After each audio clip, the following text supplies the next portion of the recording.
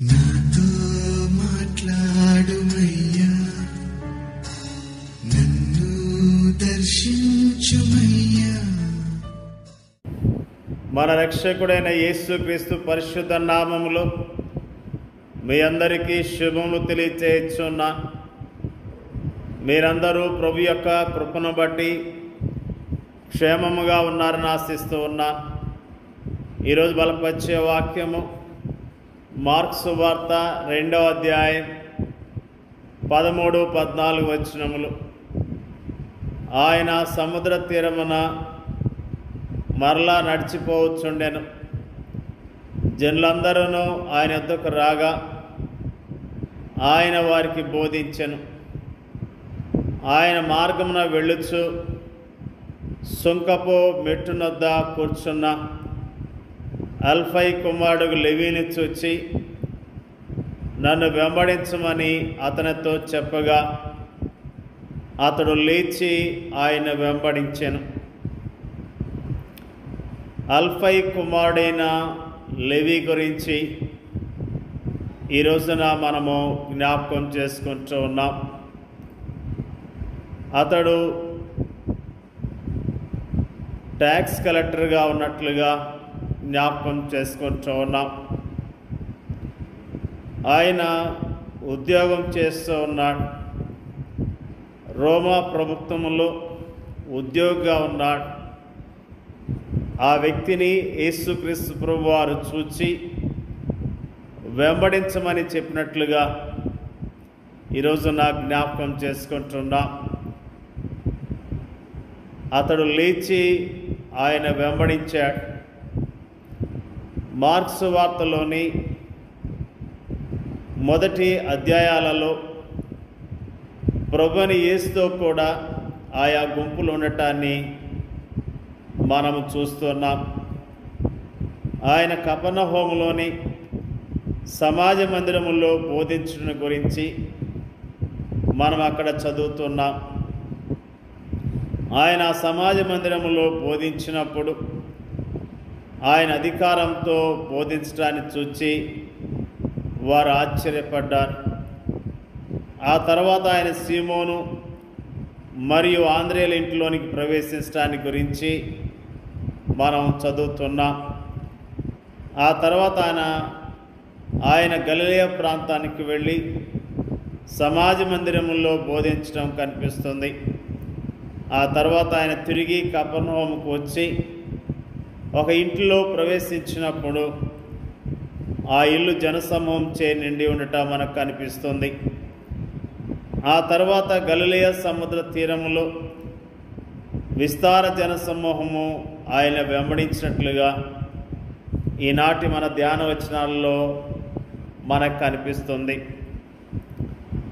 విస్తారమైన జనసమూహాలు తను వెంబడిస్తున్నప్పటికీ యేసు వ్యక్తిగతముగా ఆయా వ్యక్తులను దృష్టించినట్లుగా మనకు కనిపిస్తుంది.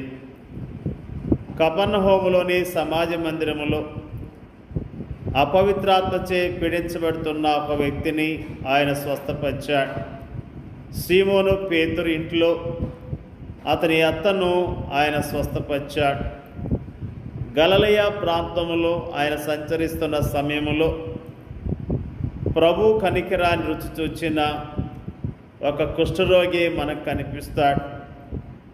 జనసమూహంచే కిక్కిరిసి ఉన్న ఆ ఇంట్లో స్వస్థపరచబోటకు తమ స్నేహితుడిని ఇంటి కప్పు మీద నుండి కిందకి దించి ఆయన స్వస్థతను క్షమాపణను తన స్నేహితునికి రుచి చూపించిన 4 వ్యక్తుల విశ్వాసాన్ని ఆయన చూచాడు.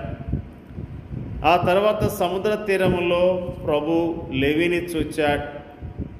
విస్తారమైన జనసమూహము తను ఆవరించున్నప్పటికీ తన వ్యాపార స్థలము యొద్ద కూర్చుని ఉన్న ఈ యొక్క వ్యక్తిపై ఆయన దృష్టి నిలిపాడు.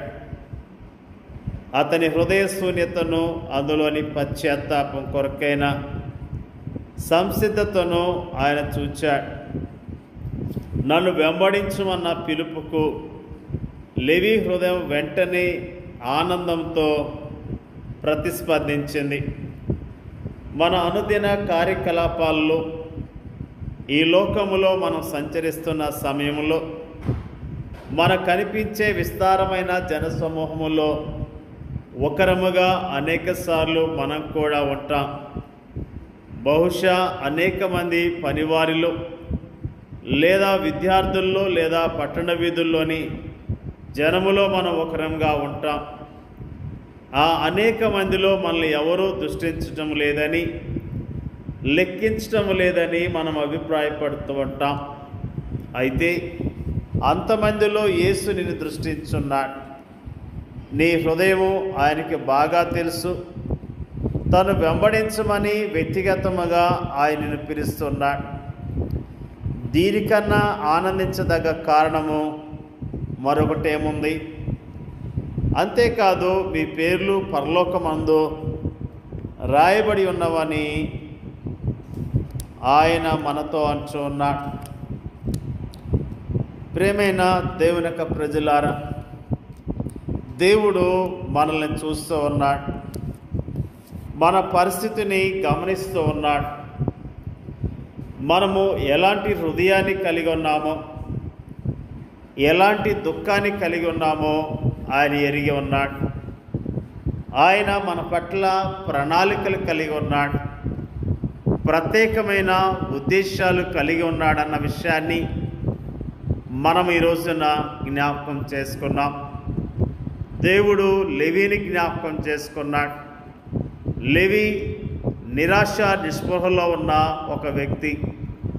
లేవీ తన జీవితంలో ఎంత దుఃఖాన్ని కలిగి ఉన్నాడో యేసు ప్రభువారు ఎరిగి ఉన్నాడు. లేవీ యొక్క భవిష్యత్తు ఎరిగిన వాడు. లేవీని దేవుడు పిలుచుకున్నట్లుగా లేవీ యేసుక్రీస్తు ప్రభువాన్ని వెంబడించినట్లుగా మనము జ్ఞాపకం చేసుకుంటూ ఉన్నాం. నిజంగా మనల్ని కూడా దేవుడు మనల్ని పిలుచుకున్నాడు. ఏ యోగ్యత లేని మానవులైనా మన పట్ల ఆయన ప్రత్యేకమైన ప్రణాళికను కలిగి ఉన్నాడన్న విషయాన్ని ఈ రోజున మనము జ్ఞాపకం చేసుకుంటూ ఉన్నాం. నా గురించి ఎవరూ పట్టించుకోవట్లేదు, నా గురించి ఎవరికి శ్రద్ధ లేదు అని అనుకుంటున్నావేమో. నీ పట్ల ప్రభు ప్రణాళిక కలిగి ఉన్నాడు. నీ పట్ల ప్రభు ఉద్దేశాన్ని కలిగి ఉన్నాడు. నువ్వు ప్రభు మాటకు లోబడినట్లయితే, ప్రభు యందు విశ్వాసం ఇచ్చినట్లయితే, ఆయన వెంబడించినట్లయితే ఆయన నీ జీవితంలో సంతోషాన్ని, సమాధానాన్ని ఇవ్వటానికి సిద్ధముగా ఉన్నాడు. ఆయన ఎంత ప్రేమ కలిగినవాడు, ఆయన ఎంత దయగలిగినవాడు. ఆయన మనల్ని ప్రేమిస్తున్నాడు కాబట్టి ఆయన ప్రేమను బట్టి ఆయన స్తుతిద్దాం.